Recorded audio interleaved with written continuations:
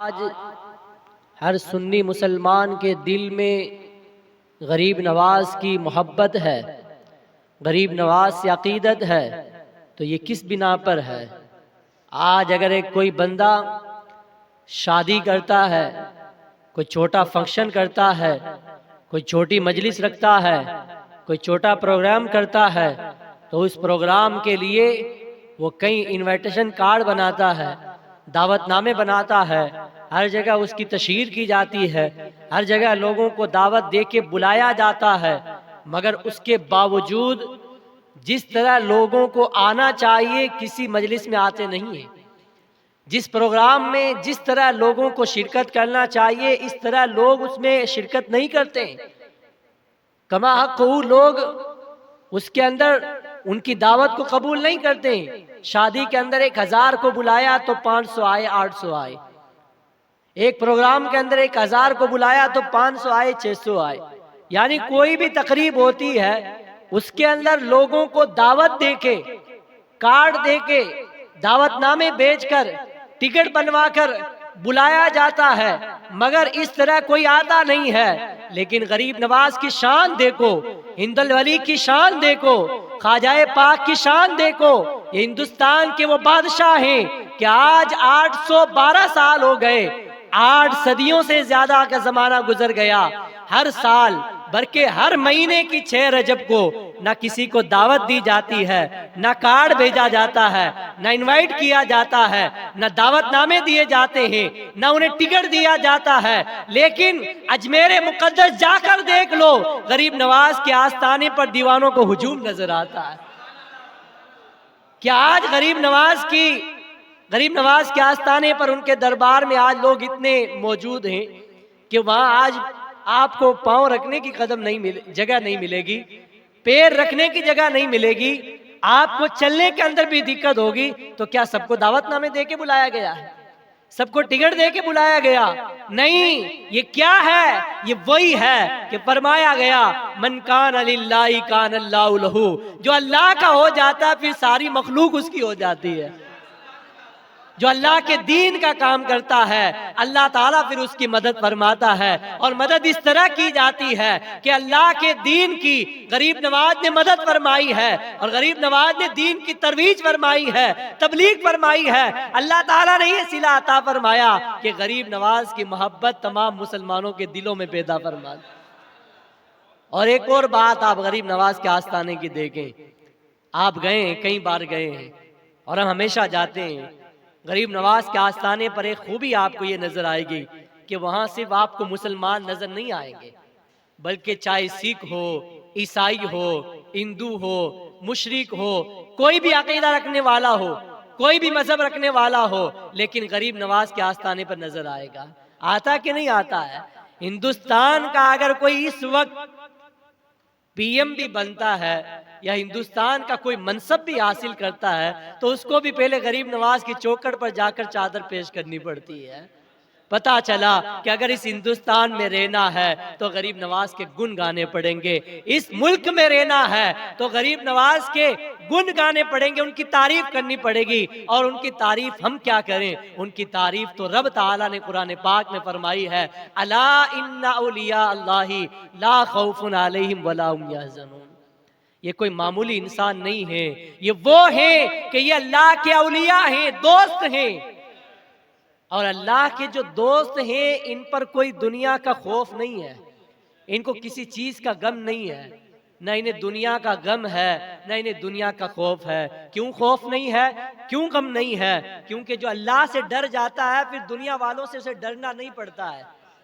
آج ہم اللہ سے نہیں ڈرتے نا، آج ہم نے اللہ سے ڈرنا چھوڑ دیا ہے، تو کبھی فلاں صاحب سے ڈرتے ہیں، کبھی فلاں صاحب سے ڈرتے ہیں، کبھی فلاں حکومت سے ڈرتے ہیں، کبھی فلاں بہادر سے ڈرتے ہیں۔ اور جو بندہ اللہ سے ڈر جاتا ہے پھر اسے دنیا دار سے ڈرنا نہیں پڑتا ہے۔ جس دل میں اللہ کا خوف ہوتا ہے، اللہ کی خشیت ہوتی ہے، اس دل کے اندر دنیا والوں کا ڈر نہیں ہوتا ہے۔ جو بندہ اللہ سے ڈرا کرتا ہے اسے دنیا والوں سے ڈرنا نہیں پڑتا ہے۔ اور یہی اولیاء کرام کی شان ہے کہ وہ اللہ سے ڈر گئے ہیں تو دنیا کی بڑی بڑی طاقتیں آئیں ان کو ہٹانے کے لیے، لیکن ہٹاتے ہٹاتے خود ہٹ گئیں، مٹاتے مٹاتے خود مٹ گئیں، لیکن وہ اللہ والا کبھی مٹا نہیں ہے۔ غریب نواز کی کرامات آپ نے نہیں سنی؟ لوگوں نے کتنا پریشان کیا. ارے جب سرکار غریب نواز ایران سے تشریف لائے تھے، خراسان کے شہر سے تشریف لائے تھے، تو یہاں ہندوستان میں کوئی ان کا ہار پھول سے استقبال نہیں کیا گیا تھا. ہندوستان میں کسی نے ان کو خیر مقدم نہیں کہا تھا، ویلکم نہیں کہا تھا. بلکہ غریب نواز جب ہندوستان میں آئے تھے اس وقت تو یہ کفرستان بنا ہوا تھا. ہر جگہ بتوں کی پوجا کی جاتی تھی، شرک پھیلایا جاتا تھا. کوئی اپنی پیشانی کو اللہ کی بارگاہ میں جھکانے والا نہیں تھا. سب جو ہے کبھی سورج کی پوجا کرتے، کبھی بتوں کی پوجا کرتے، کبھی پتھر کی پوجا کرتے. کوئی چاند کو دیکھتا تو کہتا یہی ہمارا خدا ہے. کوئی صبح سورج کو طلوع ہوتے دیکھتا تو کہتا یہی ہمارا خدا ہے. جب سمندر کی موجوں کو دیکھتا تو کہتا یہی ہمارا خدا ہے. جب آگ کی تپش کو دیکھتا تو کہتا یہی ہمارا خدا ہے. جب پہاڑوں کی بلندی کو دیکھتا تو کہتا یہی ہمارا خدا ہے. یعنی لوگوں نے طرح طرح کے خدا بنا لیے تھے. غریب نواز نے اللہ کے حکم سے اور رسول اللہ صلی اللہ تعالی علیہ وسلم کے بھیجنے پر ہندوستان میں آ کر لوگوں کو الگ الگ دنیا کے یہ مخلوق کے سامنے جھکنے سے بچایا اور ان کی پیشانی کو مخلوق کے سامنے سے لے کر ایک اللہ کی بارگاہ میں جھکا دیا. آج یہ ہمارے سر اور ہماری پیشانی اللہ کی بارگاہ میں جھک رہی ہے. آج پورے ہندوستان کے اندر اسلام کی بہار نظر آ رہی ہے، اسلام کا پرچم نظر آ رہا ہے. تو یہ کس کی دین ہے؟ یہ غریب نواز کی دین ہے. یہ غریب نواز کی تبلیغ کا صلہ ہے. ورنہ غریب نواز اگر تشریف نہ لاتے تو نہ جانے ہمارا بھی یہ سر کسی مندر میں یا کسی بت خانے میں جھک جاتا. لیکن یہ غریب نواز کا احسان ہے اور اللہ تعالیٰ کا بے شمار احسان ہے کہ اس نے غریب نواز کو ہندوستان میں بھیجا اور غریب نواز نے تبلیغ کی. اور اس تبلیغ کی بدولت ہمارے باپ دادا مسلمان ہوئے اور آج ہم مسلمان گھر میں پیدا ہوئے. یہ غریب نواز کا احسان ہے. اسی لیے تو ہم غریب نواز کی بارگاہ میں خراج محبت پیش کرتے ہیں. آج لوگ یوں ہی پاگل نہیں ہیں، بیوقوف نہیں ہیں جو اپنا اتنا خرچ کر کے کوئی اپنی جاب چھوڑ کے جا رہا ہے، کوئی اپنا بزنس چھوڑ کے جا رہا ہے، کوئی اپنی دکانیں چھوڑ کر جا رہا ہے، کوئی اپنا کاروبار چھوڑ کے جا رہا ہے، ٹکٹ لگا کے جا رہا ہے، پریشانی جھیل کے جا رہا ہے، خرچ کر کے جا رہا ہے، لیکن غریب نواز کی چٹی پہ جا رہا ہے، اجمیر مقدس میں حاضری دینے کے لیے جا رہا ہے. کیوں جا رہا ہے؟ کیوں جا رہا ہے؟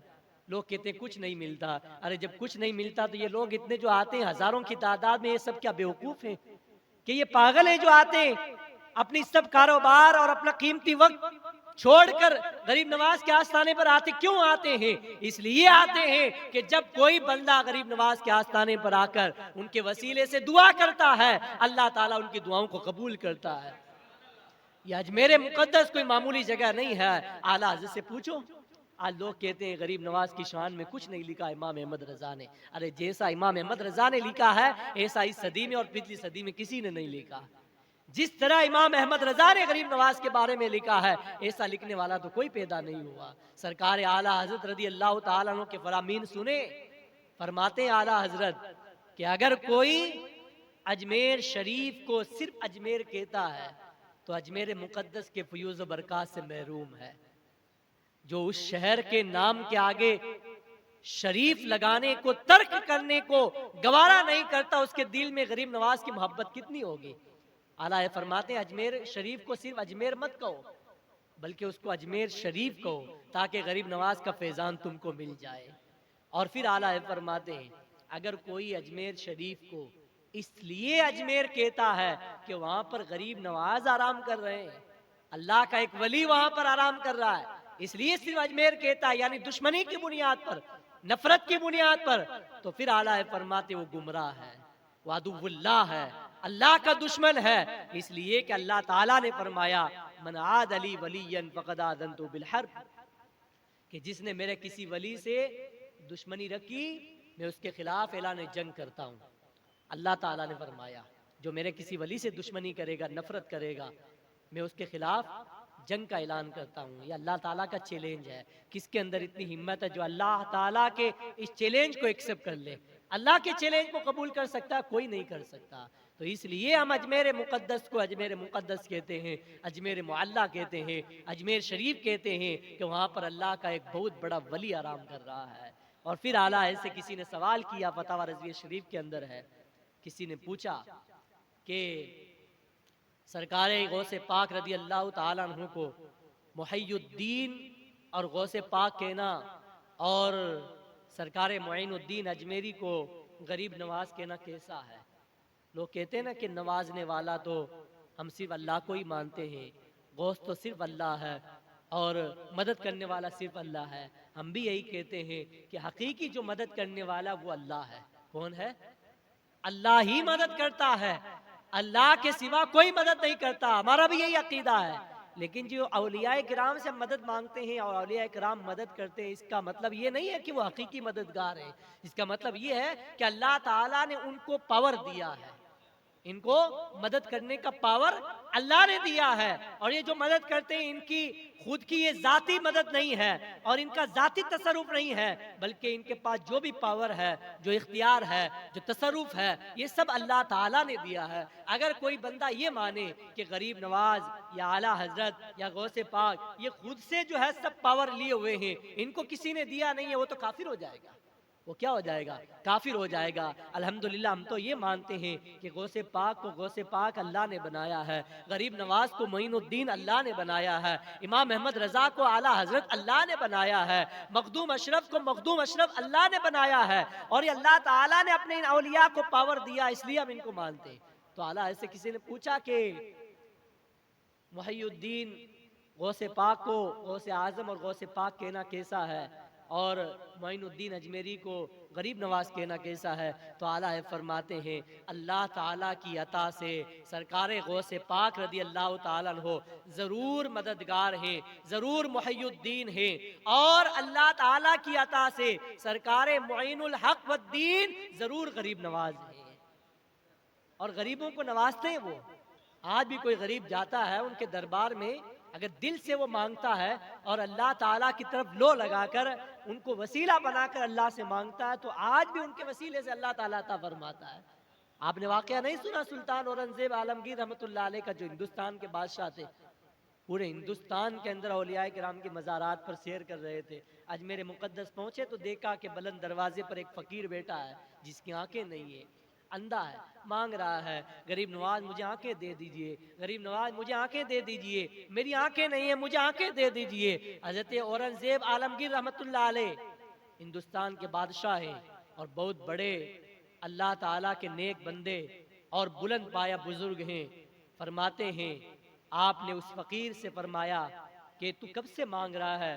اس نے کہا میں کئی سال سے مانگ رہا ہوں، مجھے کئی سال ہو گئے یہیں پہ بیٹھا ہوا ہوں، میں آنکھیں مانگتا ہوں، لوگ مجھے بھیک دیتے جاتے ہیں۔ اس کا مقصد آنکھیں مانگنا نہیں تھا، اس کا مقصد کیا تھا کہ میں غریب نواز کا نام لیتا رہوں، لوگ مجھے پیسہ دیتے رہے، مجھے بھیک دیتے رہے۔ بھیک مانگنا اس کا مقصد تھا، آنکھیں مانگنا مقصد نہیں تھا، اور غریب نواز سے مانگنا مقصد نہیں تھا، مانگنا لوگوں سے تھا، جو لوگ آ رہے ان سے مانگ رہا تھا۔ حضرت اورنگزیب عالمگیر رحمت اللہ علیہ نے فرمایا کہ ٹھیک ہے، پچھلے کئی سال سے تو آنکھیں مانگ رہا ہے، اب میری بات سن لے، میں اندر حاضری دے کے آ رہا ہوں، حاضری دینے کے بعد میں واپس آؤں گا تو تیری آنکھیں ہو جانی چاہیے، تجھے بینائی مل جانی چاہیے، تیری آنکھیں سلامت ہونی چاہیے۔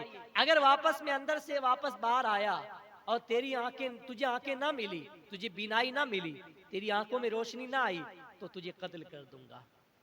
اب دیکھ لیجئے، اس نے کہا جب حضرت اورنگزیب عالمگیر رحمت اللہ علیہ اندر تشریف لے گئے تو فقیر نے پھر غریب نواز کی بارگاہ میں جو صدا لگائی، اب دل سے مانگا، اب اس نے دل سے مانگا، کئی برس سے مانگ رہا تھا، دل سے نہیں مانگ رہا تھا، اب اس نے دل سے مانگا، اے غریب نواز اب تک تو آنکھوں کا مسئلہ تھا، اب تو جان پہ بنائی ہے، اب تک تو آنکھوں کا مسئلہ تھا، اب جان پہ بنائی ہے، اگر اس تھوڑے سے وقت کے اندر اندر مجھے آنکھیں نہ ملی تو میری گردن مار دی جائے گی، اور بادشاہ جب گردن مار دے تو اس کو کوئی روکنے والا نہیں ہوتا ہے، مجھے آنکھیں دے دیجئے۔ جب اس نے دل سے مانگا، اللہ تعالیٰ نے غریب نواز کے صدقے میں اس کو آنکھیارہ بنا دیا، اس کی بینائی واپس لوٹا دی۔ حضرت اورنگزیب عالمگیر رحمت اللہ علیہ باہر تشریف لائے، دیکھا کہ اس کی آنکھیں سلامت ہیں۔ آپ نے فرمایا کہ یہ لوگوں کا عقیدہ اور لوگوں کے جو یقین تھا، لوگوں کا اس عقیدے کو اور یقین کو کمزور کر رہا تھا۔ لوگ اس کو دیکھتے تو کہتے کئی برس سے مانگ رہا ہے، غریب نواز کو دیتے نہیں ہیں، لوگوں کو کیا معلوم یہ مانگ تو رہا ہے لیکن دل سے نہیں مانگ رہا ہے۔ آج جب میں نے اس کو دھمکی دی، وارننگ دی، تو اب اس نے دل سے مانگا، اور جب دل سے مانگا تو اللہ تعالیٰ نے آنکھیں عطا فرما دی۔ واللہ وہ سن لیں گے، فریاد کو پہنچیں گے، اتنا بھی تو ہو کوئی جو آہ کرے دل سے، तुम आह दिल से करके देखो, फिर अगर तुम्हें ना मिले तो कहना, लेकिन तुम दिल से नहीं मांगते हो, फॉर्मेलिटी करते हो, सिर्फ यूं ही लोगों को दिखाने के लिए मांगते हो, तो मिलने वाला नहीं है। और फिर एक फकीर का वाक़या आला हजरत ने एक और वाक़या अपने मलफूजात में तहरीर फरमाया है। इमाम अहले सुन्नत फरमाते हैं कि बंगाल से एक सुन्नी जो आशिक़ गरीब नवाज था, हमेशा हर साल गरीब नवाज के आस्थाने पे आता था, छठी शरीफ पे हाजिरी देने के लिए। उसका एक पड़ोसी था जो बदमज़हब था, बदअकीदा, औलिया किराम को मानने वाला नहीं था। वो कहता था ये वली वली कुछ नहीं होते हैं, तुम यूं ही जाते हो, खर्च करते हो, फजूल खर्ची करते हो। उस सुन्नी ने कहा भाई तू भी मेरे साथ चल के देख ले। कहा नहीं नहीं, मैं यहाँ आस्थाने पे नहीं आता, वहाँ शिरक होता है।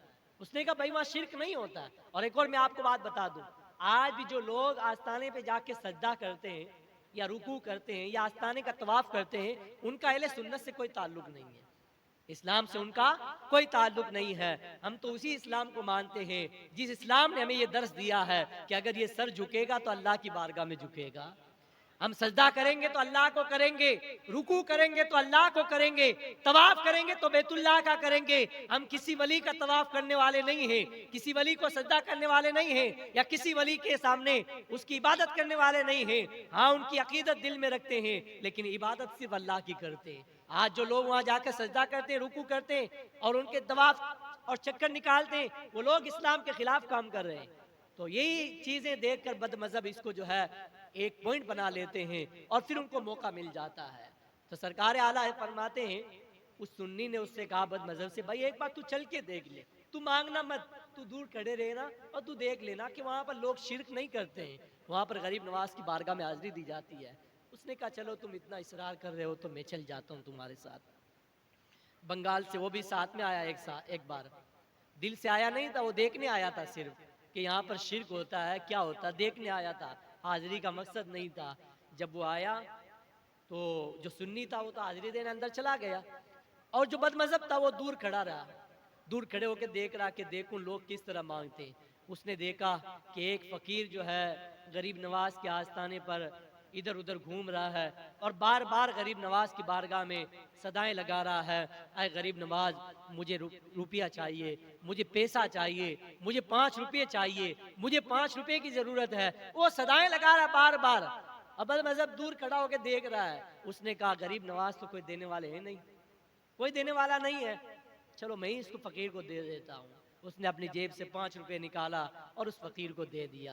गरीब नवाज का आस्थाने का जो फकीर होता है वो फकीर भी कोई मामूली फकीर नहीं होता है, आस्थाने का फकीर था। उसने कहा, जब उस बदमज़हब ने उसको 5 रुपए दिया, जेब में रखा और फिर गरीब नवाज की बारगाह में सदाएं लगा रहा है, गरीब नवाज तेरे सदके जाऊं, मोइनुद्दीन तेरे सदके जाऊं, ख्वाजाए पाक तेरे सदके जाऊं। दिलवाया भी तो एक बदमज़हब से दिलवा दिया, दिलवाया भी तो एक बदमज़हब से दिला दिया। यानी जो मुनकिर था कि ये देने वाले नहीं हैं, अरे ये लोग कहते हैं वो तो कब्र में चले गए, वो बाहर निकल के तुम्हें देने नहीं आएंगे। तो हम भी तो यही कहते हैं, कब्र से कोई बाहर निकल के देने थोड़ी आता है।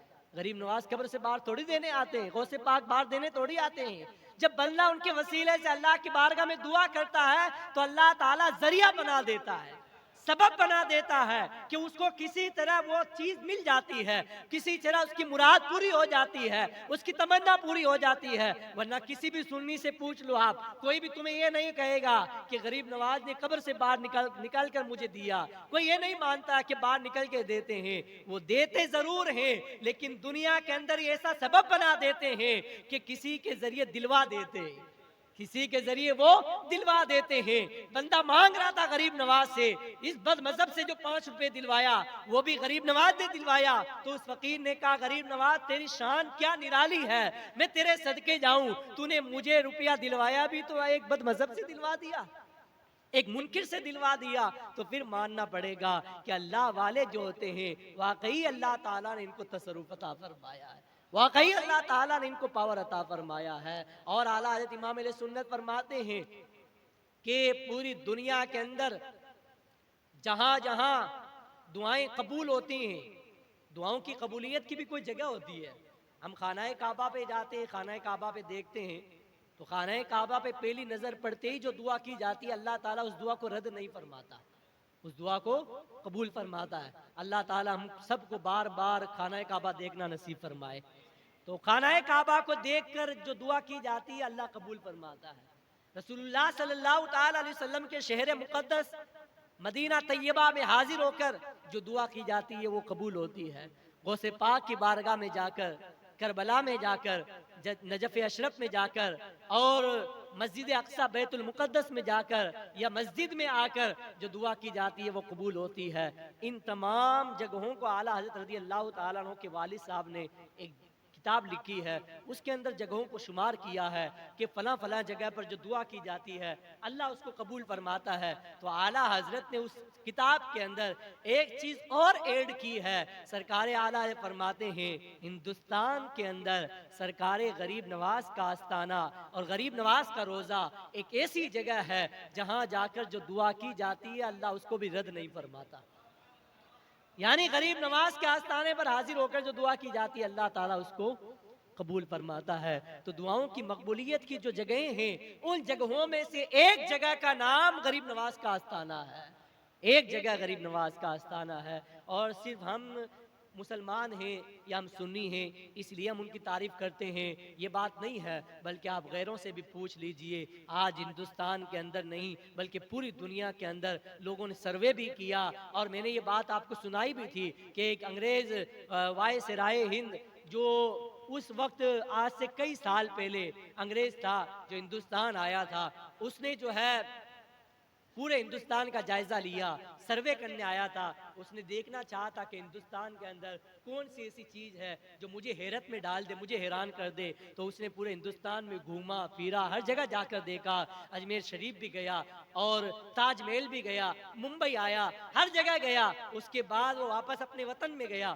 وطن میں جا کر اس سے پوچھا گیا، انٹرویو لیا گیا کہ تم انڈیا جا کر آئے ہو، ملک بھارت جا کے آئے ہو، ہندوستان میں تم نے کون سی ایسی چیز دیکھی ہے جس نے تمہیں حیران کر دیا یا حیرت میں ڈال دیا؟ اس نے کہا بہت ساری چیزیں دیکھی ہیں لیکن سب سے زیادہ مجھے جس چیز نے حیرت میں ڈال دیا وہ چیز یہ تھی کہ راجستھان کے اجمیر شہر کے اندر میں نے ایک قبر کو دیکھا جو لوگوں کے دلوں پر حکومت کر رہی تھی۔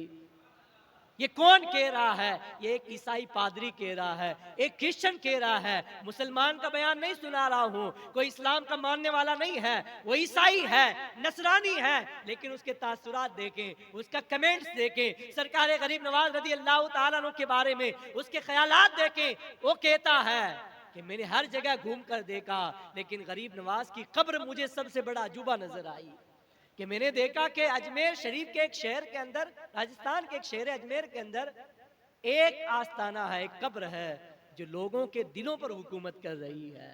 اور اصل چیز تو یہی ہے، دلوں پر جو حکومت کی جاتی ہے اصل تو وہی ہے۔ یہ جو ظاہری حکومت ہے تو 5 سال کے بعد بدل جاتی ہے، یہ ظاہری جو سلطنت ہے، کرسی آتی ہے چلی جاتی ہے۔ 5 سال پہلے کون تھا، 5 سال بعد کون ہے، پھر 5 سال کے بعد کون آئے گا کسی کو معلوم نہیں ہے، ان کو خود کو معلوم نہیں ہے کہ کون آئے گا، کون کیا کرے گا۔ اور یہ صرف ہمارے ظاہر پر، جو ظاہری دنیا ہے، دنیا کی رنگینیاں ہیں، یہاں پر حکومت کر سکتے ہیں، لیکن اصل حکومت تو دل پر ہوتی ہے، اصل حکومت دل پر ہوتی ہے۔ اور آج بھی ہندوستان کے لوگوں کے دلوں پر حکومت کرنے والا اگر کوئی بادشاہ ہے تو ہمارا خواجہ ہے، کوئی بادشاہ ہے تو وہ ہندوستان کا بادشاہ جسے کسی بندے نے نہیں بنایا، کسی عام معمولی انسان نے نہیں بنایا، بلکہ ہندوستان کا انہیں بادشاہ بنانے والی ذات اللہ تعالیٰ کی ذات ہے، اور ہندوستان میں بادشاہ بنا کر بھیجنے والی ذات ہمارے آقا تاجدار مدینہ صلی اللہ علیہ وسلم کی ذات ہے۔ اور ہندوستان کے اندر اولیاء کرام کی سلطانی اور اولیاء کرام کی سرداری عطا فرمانے والی ذات سرکار شہنشاہ بغداد کی ہے۔ اعلیٰ حضرت کے بھائی علامہ حسن رضا استاد زمن رحمت اللہ علیہ فرماتے ہیں کہ جب سے تو نے قدم غوث لیا ہے سر پر، اولیاء سر پہ قدم لیتے ہیں شاہ تیرا۔ یعنی جب حضرت سرکار غوث پاک رضی اللہ تعالیٰ عنہ نے بغداد شریف کی سرزمین سے یہ اعلان فرمایا تھا، قدمی حاضی علی رقبتی کلی ولی اللہ، میرا یہ قدم تمام اولیاء کرام کی گردنوں پر ہے۔ جب یہ آپ نے اعلان فرمایا تو ہر ولی نے اپنی گردن کو جھکا دیا اور غوث پاک رضی اللہ تعالیٰ عنہ کو اپنا بادشاہ، اپنا اپنا سلطان مان لیا۔ سرکار غریب نواز رضی اللہ تعالیٰ عنہ خراسان کی پہاڑیوں میں عبادت کر رہے تھے۔ جب آپ نے یہ سنا تو آپ نے یوں عرض کی بل علی عینی و رأسی، کہ آپ کا قدم صرف میری گردن پر نہیں ہے بلکہ میرے سر پر بھی ہے، میری آنکھوں پر بھی آپ کا قدم ہے۔ تو اس ادب کا اللہ تعالیٰ نے یہ صلہ عطا فرمایا کہ جب سے تو نے قدم غوث لیا ہے سر پر، اولیاء سر پہ قدم لیتے ہیں شاہ تیرا، صلہ یہ عطا فرمایا گیا کہ آج پورے ہندوستان کے اولیاء کرام کے اگر کوئی سردار ہیں، اولیاء کرام کے سلطان کوئی ہے ہندوستان کے اندر، وہ سرکار غریب نواز ہے۔ تو آپ نے کل کی مجلس کے اندر بھی بہت ساری باتیں سرکار غریب نواز کے متعلق سماعت کی، اور پرسوں کی مجلس میں بھی آپ نے سماعت کیا کہ غریب نواز رضی اللہ تعالیٰ عنہ کی کچھ ملفوظات ہیں، آپ کے کچھ ارشادات ہیں، ان کے بارے میں آپ نے سماعت کیا کہ سرکار غریب نواز رضی اللہ تعالیٰ عنہ نے ہمیں والدین کے بارے میں باادب رہنے کی ہدایت فرمائی، اور کہا کہ اگر تم یہ چاہتے ہو کہ اللہ تم سے راضی ہو جائے اور اللہ کا رسول تم سے راضی ہو جائے تو تم اپنے والدین کی خدمت کرو، اپنے ماں باپ کی خدمت کرو۔ جو بندہ ماں باپ کی خدمت کرے گا اس سے اللہ بھی راضی ہو جائے گا اور اللہ کا رسول بھی راضی ہو جائے گا۔ اگر تم اللہ کو راضی کرنا چاہتے ہو اور پھر تم یہ کہتے ہو کہ میں اپنے باپ کی بات نہیں مانتا، ماں کو کوئی اہمیت نہیں دیتا، اور تم پھر اپنے ہاتھوں کو لہراتے ہو اور اللہ سے مانگتے ہو، اللہ کی بارگاہ میں دعائیں کرتے ہو، تو یاد رکھو جب تک تم سے تمہارا باپ راضی نہیں ہے، تمہاری ماں راضی نہیں ہے، اللہ راضی نہیں ہو سکتا۔ اللہ کی رضا، اللہ کی خوشنودی ماں باپ کی رضا کے اندر موقوف ہے، ماں باپ کی رضا کے ذات ہے۔ تو اپنے ماں باپ کی خدمت کرو۔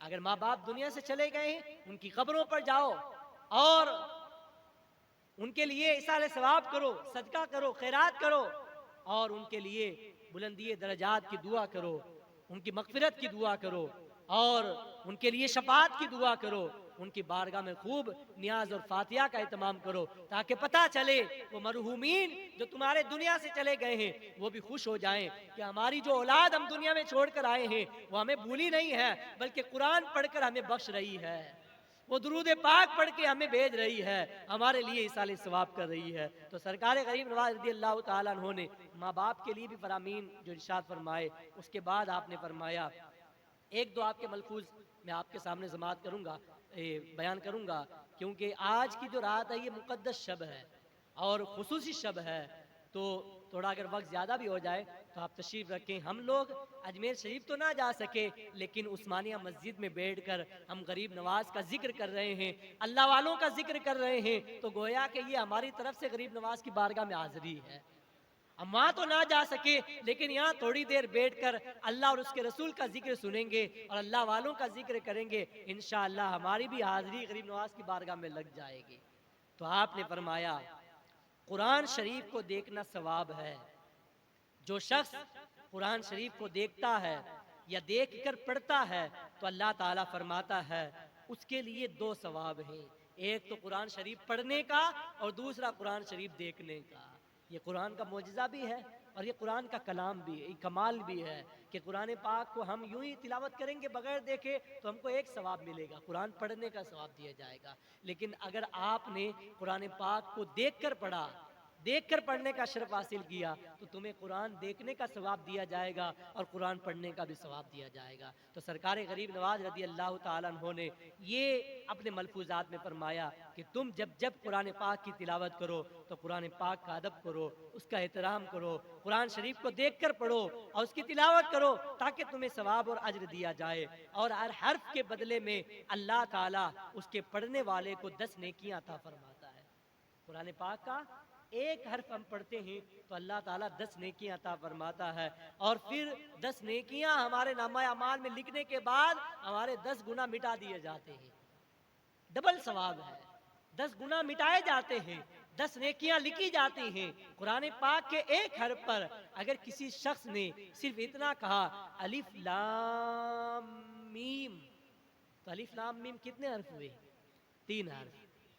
میں نے الف لام میم کہا تو 30 نیکیاں میرے نامہ اعمال میں لکھ دی گئی اور 30 گناہ میرے نامہ اعمال سے مٹا دیے گئے۔ یہ قرآن کا معجزہ ہے، یہ قرآن کا اعجاز ہے اور یہ قرآن کا کمال ہے۔ تو سرکار غریب نواز رضی اللہ تعالیٰ عنہ نے ہمیں یہ فرمایا. پھر آپ نے ایک واقعہ نقل فرمایا, ارشاد فرماتے ہیں کہ سلطان محمود غزنوی رحمۃ اللہ علیہ کے وصال کے بعد کسی نے ان کو خواب میں دیکھ کر پوچھا کہ اللہ تعالیٰ نے تمہارے ساتھ کیا معاملہ فرمایا؟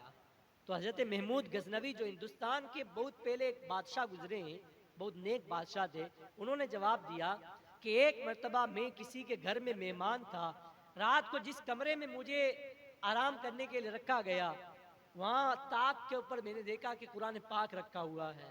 مجھے گوارا نہ ہوا, میں نے دل میں سوچا کہ جس کمرے کے اندر قرآن پاک رکھا ہوا ہے وہاں میں کیسے آرام کر سکتا ہوں, وہاں میں کیسے آرام کر سکتا ہوں؟ یہ تو قرآن پاک کی بے ادبی ہو جائے گی کہ میں اپنے پاؤں کو لمبا کر کے قرآن پاک کی طرف پاؤں کر کے سو جاؤں گا, تو یہ تو قرآن پاک کی بے ادبی ہو جائے گی. میں نے یہ خیال کیا, پھر مجھے یہ خیال آیا کہ میں اس قرآن شریف کو اٹھا کر باہر رکھ دوں تاکہ کمرے میں آرام سے رات کو سو جاؤں اور آرام کر لوں.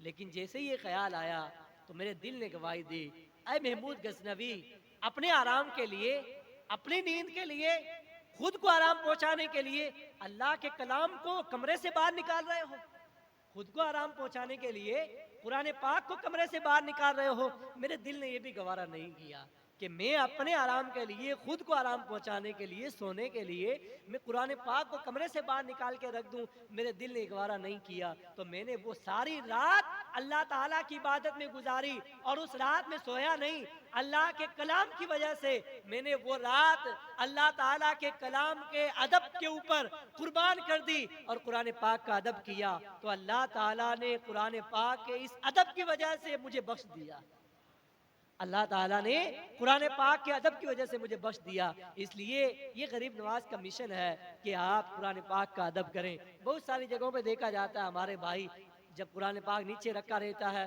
تو اوپر چڑھ جاتے ہیں, کوئی کرسی پر بیٹھ جاتا ہے, کوئی جو ہے قرآن پاک کی بے ادبی کر دیتا ہے. اسی طرح جب کوئی قرآن پاک پڑھ رہا ہے, قرآن پاک کی تلاوت کر رہا ہے, تو ہم لوگ جو ہے وہاں شور و گل کرتے ہیں. تو کسی طرح سے بھی قرآن پاک کی بے ادبی کرنا جائز نہیں ہے. یہ اللہ کا کلام ہے, اس کا ادب کرنا بہت ضروری ہے. ہم غریب نواز کا نام لیتے ہیں, غریب نواز کی چھٹی بھی مناتے ہیں, غریب نواز کی بارگاہ میں خراج محبت بھی پیش کرتے ہیں, لیکن سب سے بہتر جو خراج محبت ان کی بارگاہ میں اگر آپ پیش کرنا چاہتے ہو تو یہ ہے کہ آپ ان کے مشن پر عمل کرو. وہ جو میسیج دے کے گئے ہیں اس میسیج کو فالو کرو. تو اگر کوئی غریب نواز رضی اللہ تعالیٰ عنہ کی سیرت پہ چلے گا, ان کے مشن پر عمل کرے گا, تو اللہ تعالیٰ اس کو غریب نواز کے صدقے میں معاف فرما دے گا. پھر غریب نواز رضی اللہ تعالیٰ عنہ فرماتے ہیں کہ علماء کے چہرے کو دیکھنا عبادت ہے. کیا ہے؟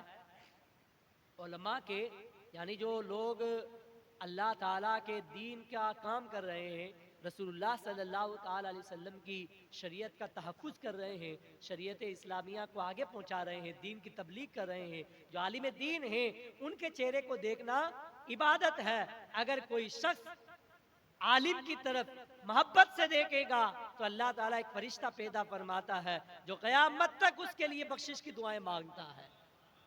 یہ کون کہہ رہا ہے؟ یہ سرکار غریب نواز فرما رہے ہیں. سرکار غریب نواز رضی اللہ تعالیٰ عنہ نے فرمایا کہ علماء کی عزت کرو, عالم کو محبت کی نگاہ سے دیکھو. اگر تم نے کسی عالم ربانی کو محبت کی نگاہ سے دیکھا تو اللہ تعالیٰ ایک فرشتہ پیدا فرمائے گا جو ہمیشہ تمہارے لیے بخشش اور مغفرت کی دعائیں کرے گا. اس کے بعد سرکار غریب نواز فرماتے ہیں جس کے دل کے اندر علماء کرام کی محبت ہوگی, اللہ تعالیٰ 1000 سال کی عبادت اس کے نامہ اعمال میں لکھ دیتا ہے. اور فرمایا اگر وہ شخص اسی حال میں مر جائے تو اسے علماء کے ساتھ رکھنے کا درجہ دیا جائے گا, علماء کے ساتھ اس کو رکھا جائے گا. یعنی جنت کے اندر جہاں علماء رہیں گے انہی علماء کے ساتھ اس کو بھی جنت میں رکھا جائے گا. اور اللہ کے رسول صلی اللہ علیہ وسلم نے فرمایا جو شخص علماء کرام کے پاس آتا جاتا رہتا ہے اور کم از کم 7 دن ان کی خدمت کرتا ہے تو اللہ تعالیٰ اس کو بخش دیتا ہے. اور 7 دن خدمت کرنے کا صلہ اللہ تعالیٰ یہ عطا فرماتا ہے کہ 7000 سال کی نیکیاں اس کے نامہ اعمال میں لکھ دیا جاتا ہے. سرکار غریب نواز فرماتے ہیں کہ پہلے زمانے میں ایک آدمی تھا جو علماء کرام اور مشائخ کرام کو دیکھ کر حسد کرتا تھا, نفرت کرتا تھا. عالموں سے علماء سے دشمنی رکھتا تھا، اور جب کوئی عالم اس کو مل جاتا تھا تو اپنا چہرہ پھیر لیتا تھا. جب کوئی عالم اس کو سامنے آتا ہوا دکھ جاتا تھا تو اپنا چہرہ پھیر لیتا تھا کہ میں اس عالم کو نہیں دیکھوں گا یا علماء کو نہیں دیکھوں گا. لیکن جب وہ شخص علماء کی دشمنی دل میں رہ کر مر گیا تو لوگوں نے مرنے کے بعد اس کے چہرے کو دیکھا کہ اس کا چہرہ کعبہ شریف کی طرف سے پھیر دیا گیا ہے، چہرہ قبلے کی طرف سے پھیر دیا گیا. لوگوں نے بہت کوشش کی کہ کسی طرح اس کے چہرے کو خانہ کعبہ کی طرف کر دیا جائے، لیکن آواز آئی غیب سے، تم کیوں اس کو تکلیف دیتے ہو؟ اس نے دنیا میں علماء اور مشائخ سے اپنا چہرہ پھیر لیا تھا، ہم نے اپنی رحمت سے اس کا منہ پھیر دیا ہے، ہم نے اپنی رحمت سے اس کا منہ پھیر دیا ہے. اور قیامت کے دن اس کا حشر جو ہے بالو کی صورت میں ہوگا، اور اس کا حشر اس خطرناک جانور کے ساتھ ہوگا. یہ سرکار غریب نواز رضی اللہ تعالیٰ عنہ نے اپنی کتاب دلیل العارفین کے اندر یہ واقعہ تحریر فرمایا ہے. تو آج لوگ جو غریب نواز کا نام لیتے ہیں اور سرکار غریب نواز رضی اللہ تعالیٰ عنہ کی سیرت سنتے ہیں تو انہیں چاہیے کہ ہم اگر واقعی غریب نواز سے محبت کرنے والے ہیں تو ہمیں ان کے فرمان پر عمل کرنا چاہیے. قرآن پاک کا ادب کرنا جو انہوں نے سکھایا ہے، ماں باپ کا ادب کرنا جو انہوں نے سکھایا ہے، علماء سے محبت کرنا جو انہوں نے سکھایا ہے، اس پر ہمارا عمل ہونا چاہیے. اگر ان کے فرامین پر عمل نہیں کیا تو پھر کس طرح ہم ان کے عاشق ہیں، کیسے ہم محبت کرنے والے ہیں؟ صرف نعرہ لگانے سے کوئی محبت کرنے والا نہیں ہو جاتا. نعرہ لگانا ہے تو اس کے ساتھ دلیل بھی ہونی چاہیے. دعویٰ تم نے کیا ہے تو اس کے ساتھ دلیل بھی ہونی چاہیے. دلیل کیا ہے؟ دلیل یہ ہے کہ انہوں نے جو مشن ہمیں دیا، انہوں نے جو فرامین ہمارے لیے چھوڑے ہیں، انہوں نے اپنی زندگی کے جو پہلو ہمارے لیے چھوڑے ہیں، ان پر ہمیں عمل کرنا پڑے گا. آج لوگ غریب نواز کا نام تو لیتے ہیں، لیکن آپ دیکھو ان سے صبح علماء کی برائی، شام علماء کی برائی، دوپہر میں علماء کی برائی. جب دیکھو بہت سارے لوگوں کا یہ شیوا ہو جاتا ہے، فلاں عالم ایسا ہے، فلاں ایسا ہے. ارے تو کون ہوتا ہے علماء کے پاس بارے میں بولنے والا؟ اگر کوئی اختلاف بھی ہے، اگر علماء سے کچھ تیری ذاتی رنجش بھی ہے تو علماء کو کبھی بھی تو جو ہے اس کا نشانہ نہ بنا، اس کا ٹارگٹ نہ بنا. اعلیٰ حضرت امام اہل سنت رضی اللہ تعالیٰ عنہ فرماتے ہیں اگر کسی نے کسی عالم سے اس لیے دشمنی رکھی اور اس لیے اس عالم کی برائی بیان کرتا ہے کہ وہ عالم دین ہے تو وہ دین سے خارج ہو جائے گا، وہ اسلام سے خارج ہو جائے گا. اگر تم نے کسی عالم کو عالم سمجھ کر اس کی توہین کی تو وہ اسلام سے خارج ہو جائے گا. لیکن کوئی ذاتی رنجش ہے اور علم کی بنیاد پر تم اس کی برائی نہیں کر رہے ہو تو اعلیٰ فرماتے ہیں یہ سخت حرام ہے، سخت حرام ہے. اگر کوئی عالم بدعمل بھی ہو، یعنی وہ عمل نہیں کرتا اتنا، صرف فرض نماز پڑھتا ہے اور دیگر جو ہے چیزوں سے بچتا بھی نہیں ہے، پھر بھی اعلیٰ فرماتے ہیں عوام کو یہ حق نہیں ہے، عوام کو، عام مسلمانوں کو یہ حق نہیں ہے کہ وہ علماء کی برائی کرے. تو کبھی بھی اپنی زبان کو علماء کے خلاف نہ کھولے. ہمارے جو سادات آتے ہیں، جو مشائخ آتے ہیں، جو پیران اعظام آتے ہیں، جو ہمارے علماء آتے ہیں، چاہے کوئی عالم کسی بھی سلسلے کا ہو، کوئی شیخ کسی بھی سلسلے کا ہو، کوئی پیر کسی بھی سلسلے کا ہو، کوئی سید کسی بھی سلسلے کا ہو، اگر وہ سنی صحیح العقیدہ ہے تو اس کا ادب کرنا ہر مسلمان پر ضروری ہے، اس کا احترام کرنا، اس کا ادب کرنا ہر مسلمان کے لیے ضروری ہے. ہاں اگر کوئی عالم ایسا ہے جو دین سے پھر گیا ہے، جو اہل سنت کی ضروریات کا انکار کرتا ہے، جو اہل سنت کے معمولات کا انکار کرتا ہے، تو پھر اس کا تو رد کرنا یہ علماء پر ضروری ہو گیا ہے کہ اس کی وہ برائی بیان کریں، اس سے لوگوں کو دور کریں اور اپنے منبر پر، اپنی تقریر کے اندر، اپنے وعظ کے اندر، اپنے بیان کے اندر ایسے علماء کا رد کریں جو اہل سنت و جماعت کے خلاف بولتا ہے، جو عقائد اہل سنت کے خلاف کام کرتا ہے، عقیدہ اہل سنت کے خلاف بولتا ہے، اس کا رد تو ہم کرتے ہیں. ہم تو جمعہ کی مجلس کے اندر کرتے ہیں، منبر پر بیٹھ کر کرتے ہیں، اور یہ یوں ہی نہیں کرتے ہیں بلکہ ہمارے آقا صلی اللہ تعالی علیہ وسلم کی احادیث طیبہ نے جو تعلیم ہمیں دی ہے وہ تعلیم یہی ہے. اور یہ تو قرآن نے ہمیں سبق دیا ہے، یہ قرآن نے ہمیں سبق دیا ہے کہ جو لوگ اسلام کے خلاف کام کرتے ہیں، جو لوگ رسول اللہ صلی اللہ تعالی علیہ وسلم کے خلاف ناپاک منصوبے بناتے ہیں، ان کا رد تو قرآن نے کیا ہے.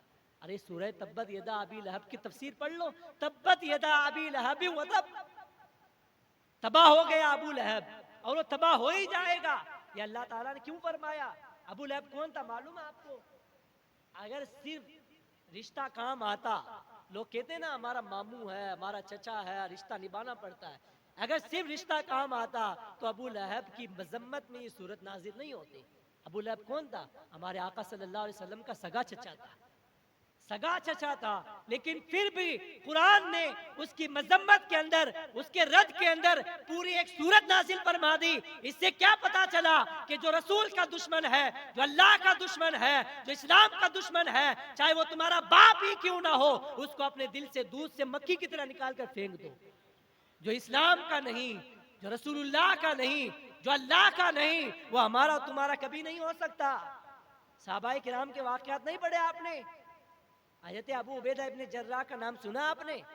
عشرہ مبشرہ میں سے، ان 10 صحابہ میں سے ہیں جن کو دنیا کے اندر رسول اللہ نے جنت کی بشارت عطا فرمائی ہے۔ حضرت ابو عبیدہ ابن جراح کے باپ کا نام کیا تھا؟ کسی کو معلوم نہیں ہوگا، حالانکہ یہاں پر ہم لکھا ہوا دیکھ رہے ہیں ابو عبیدہ ابن جراح، ابن کا مطلب بیٹا، تو ہر کوئی کہے گا حضرت جب ابن جراح ہے تو جراح کا بیٹا ہی ہونا چاہیے نا، لیکن وہ جراح کے بیٹے نہیں ہیں۔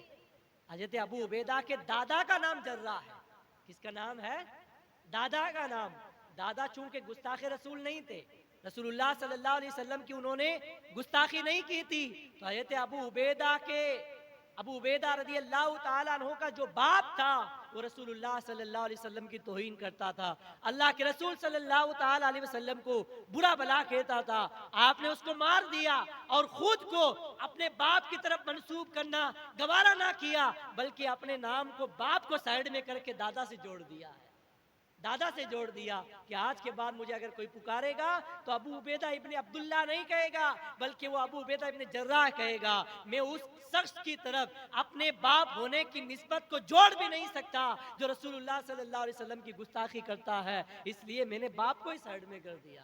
اب آپ اندازہ لگا لو ان کی محبت کا، آپ اندازہ لگا لو ان کے عشق کا، یہ کس انداز کی محبت ہے، یہ کس عروج کی محبت ہے۔ کوئی حد ہے ان کے عروج کی، کوئی حد ہے اس محبت کی۔ دنیا میں بہت عاشق آئے، عاشق آئیں گے، محبت کرنے والے بہت آئے، آتے رہیں گے، لیکن جیسی محبت صحابہ نے کی ہے ایسی محبت کوئی نہیں کر سکتا۔ جیسا عشق اور جیسی محبت صحابہ نے کی ہے ایسی محبت کوئی نہیں کر سکتا۔ آج اگر کسی کا باپ بد مذہب ہو جائے، آج اگر کسی کا چچا وہابی بن جائے، آج اگر کسی کا چچا یا کسی کا رشتہ دار دیوبندی ہو جائے، اس کو چھوڑنے کے لیے تیار نہیں، اور رشتہ نبھانا پڑتا ہے، رشتہ نبھانا پڑتا ہے کرتے ہیں، لیکن صحابہ کرام نے تو باپ کو ہی چھوڑ دیا، باپ کو ہی سائیڈ میں کر دیا۔ تو ایسی محبت ہونی چاہیے، یہ ہمیں بزرگان دین نے بتایا ہے۔ حضرت خواجہ غریب نواز رضی اللہ تعالیٰ عنہ کی سیرت یہ نہیں ہے کہ وہابی آئے تو اس کو بھی گلے لگا لو، دیوبندی آئے تو اس کو بھی گلے لگا لو، کوئی بد مذہب آئے تو اس کے بھی گلے لگا لو۔ حضرت خواجہ غریب نواز رضی اللہ تعالیٰ عنہ کی سیرت آپ پڑھیں گے، وقت نہیں ہے، ورنہ آپ اگر سیرت پڑھیں گے تو آپ کو پتا چلے گا حضرت غریب نواز رضی اللہ تعالیٰ عنہ نے جہاں مشرکوں کا رد فرمایا، وہیں آپ نے رافضیوں کا بھی رد فرمایا ہے۔ جو لوگ صحابہ کرام کو نہیں مانتے ہیں، جو لوگ اہل بیت کو نہیں مانتے ہیں، جو رسول اللہ کو نہیں مانتے، ان کا بھی رد فرمایا ہے۔ انہوں نے بتا دیا کہ ہمارے بعد آنے والے، ہمارا نام لینے والے، ہمارے پاس آنے والے، ہمارے چاہنے والے اگر صحیح طور پر اور سچے دل سے اللہ اور اس کے رسول صلی اللہ علیہ وسلم کو ماننے والے ہیں، تو وہ جو اللہ اور اس کے رسول کے دشمن ہیں ان کو اپنے دل سے نکال دیں گے۔ تو غریب نواز کو راضی کرنا ہے، اللہ کو راضی کرنا ہے، رسول اللہ کو راضی کرنا ہے، اولیاء کرام کو راضی کرنا ہے، تو وہابیوں سے ملنا جلنا چھوڑ دو، وہابیوں سے کبھی تعلق مت رکھو، دیوبندیوں سے تعلق مت رکھو، اور اگر کسی کو اس کے اندر ڈاؤٹ اور شک ہے تو میرے پاس آپ آئیں، اطمینان سے بیٹھے، میں آپ کو بتاؤں گا کہ ہمارا کوئی ان سے ذاتی کوئی دشمنی نہیں ہے، کوئی اشرف علی تھانوی نے ہماری زمین پر قبضہ نہیں کیا ہے، کوئی خلیل امبیڈوی نے ہمارا کوئی روپیہ نہیں چرایا ہے جو ہم ان کا رد کر رہے ہیں، ذاتی کوئی دشمنی نہیں ہے۔ دشمنی اگر کوئی ہے تو صرف اور صرف محبت رسول کی بنیاد پر ہے کہ انہوں نے یہ کہا ہے کہ اللہ جھوٹ بول سکتا ہے، معاذ اللہ رب العالمین۔ انہوں نے یہ کہا ہے نبی مر کر مٹی میں مل گئے، ارے جس کا نبی مر کر مٹی میں مل جاتا ہے وہ ہمارا نبی نہیں ہو سکتا، وہ تمہارا خود ساختہ نبی ہو سکتا ہے۔ ہمارا نبی تو کل بھی زندہ تھا، آج بھی زندہ ہے، ہمیشہ زندہ رہے گا۔ ہم اس نبی کا کلمہ پڑھتے ہیں جس کے بارے میں اعلیٰ حضرت نے یہ فرمایا، تو زندہ ہے واللہ، تو زندہ ہے واللہ، میرے چشم عالم سے چھپ جانے والے۔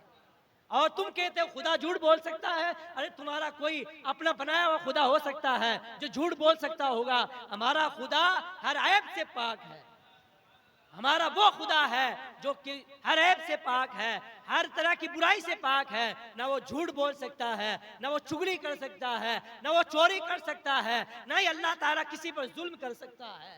اللہ تو وہ ہے جو تمام عیبوں سے پاک ہے.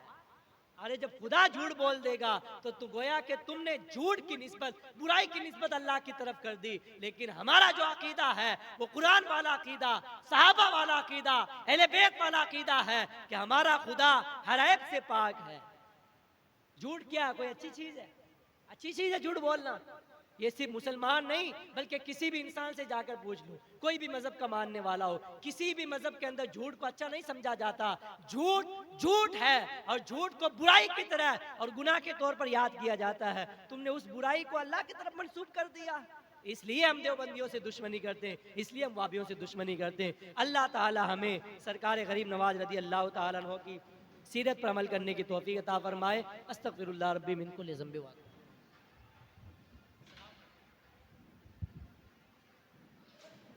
مصطفیٰ جان رحمت بلا کون سلام شمع بج میں